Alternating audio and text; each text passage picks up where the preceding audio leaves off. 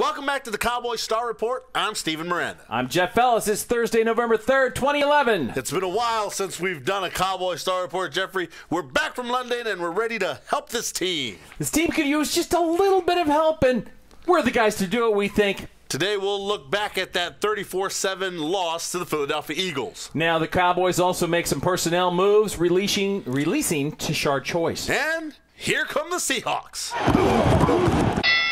Is there anything better than saying, here come the Seahawks, Steven? But if you're down on your luck, there's nothing better than saying, we welcome you with open arms. Here come the Seahawks. All right, but first, Jeffrey, since we went to London, we talked about the Patriot game before we left, but then obviously heartbreaking loss there, 20-16. Lousy outcome. Right at the end of the game there. Then they get the Rams and they smashed them up 34-7. That was good. But last week, Sunday Night Football, they lost to that exact same score, 34-7, at the hands of the Philadelphia Eagles. And let's just take a look at that, 34-7. The offense was on the field for 18 minutes. Actually, 17 minutes and 52 seconds. I couldn't even give them the 18 minutes, Steven. I wanted to give them 20, and then it was sick. They were not hardly on the field at all. Yeah, and question comes to Rob Ryan. Hey, Chief. This is your defense. When you talk all the smack, all hype team, yada, yada, yada, you got to back it up. Not only are they all hype team, we're going to beat their bleeps. Really? Yeah. Really? Well, did you? He did man up and own up to the fact that his defense wasn't ready to play a football game.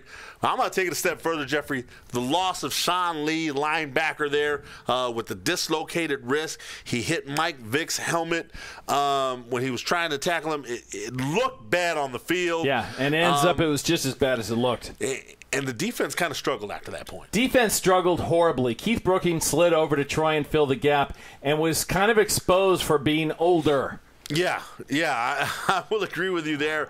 Brookings did look a little bit older. There were some gaps where he needed to fill. He didn't fill them. And Sean McCoy took advantage. Look, the Eagles took it to the Cowboys. It was a devastating loss. There's no way around it. That cannot happen round two when the Eagles come down to Dallas. Absolutely. That's all I'm going to say to the Cowboys. And Rob Ryan, I don't know what your corner's doing playing 10 yards off Macklin and Deshaun Jackson. Look, if you're going to have those safeties back, those corners need to come up and play bump and run. That's all I'm saying. Off coverage an entire game when you've got a team that you generally should be pressing. I don't understand what this game plan was, why you thought this was the master plan. I appreciate you owning up to it, but how about instead of apologizing, getting it right and not needing to apologize? Yeah, and just make adjustments, fix it, because they still played the whole rest of the second half. Exactly, and it was like, look, you're going to give Vic 7-8 yards every down. Guess what? He'll take it. Any sensible quarterback's going to, and you're going to lose. All right, so the Cowboys have made some personnel changes. They decided Tashard Choice, the fumble machine that he was, goodbye. He's not a fumbling machine. He's a human being. Okay, he is. Who fumbles a lot. And we're going to Vegas, baby, and I think we're actually going to have a Tashard Choice machine that you can pull from. And ouch. Well, he was released by the Cowboys, picked up on waivers from no less Mike Shanahan and the Washington Redskins. When a divisional rival picks you up, I think it's for one reason. Yeah. It's to start you against that game. Give me info on the Dallas Cowboys. Absolutely. How would you like to start against them? Exactly. And I think that's what you could expect a few weeks when the Redskins come to town. Well, Shanahan does like his running backs, and I guess he figured he could Hightower went on the IR, so he actually kind of had a need for one sort of. Well, the emergence of DeMarco Murray and his performance against the Rams, and he actually would have had a decent performance against the Eagles if they'd been able to run the damn ball or be on the field. Had they had a chance to play a little bit more offense. He did have some pretty nice carries against the Eagles, though, when he did get in the game. I'm saying that we just put all that behind us, and we move on, we look forward to the Seahawks. Well, here you go, Jeffrey. The record's 3-4. We're just going to put that right where it is. We're going to leave it right there, 3-4. Let's look at the next 5 games, shall we? Here come the Seahawks, then followed by the Buffalo Bills at home. Then you go on the road to face the Redskins. Oh, then you come back home for Thanksgiving in the Miami Dolphins. They haven't won a game. And then you go play the Arizona Cardinals. They've only won 1 game. If the Dallas Cowboys cannot go 5-0 in the next stretch of games here, really the toughest game should be the Buffalo Bills. If they cannot go 5-0, then no playoffs for you.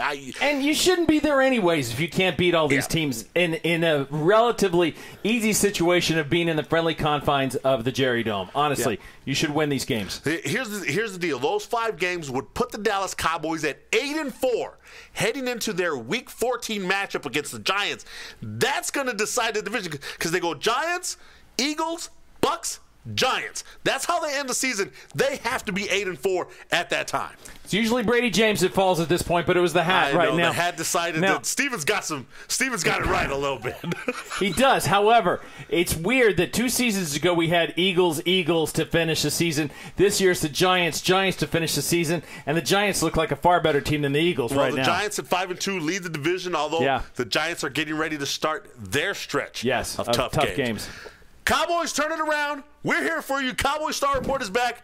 5-0. That's what we want from these next 5 games. And then we'll talk. Then we as a matter of fact, no playoff talk for Cowboys until they go 5-0 this next 5 weeks. All I have to say to everyone is just put everything else away, clear your mind, imagine seahorses, and think Seahawks.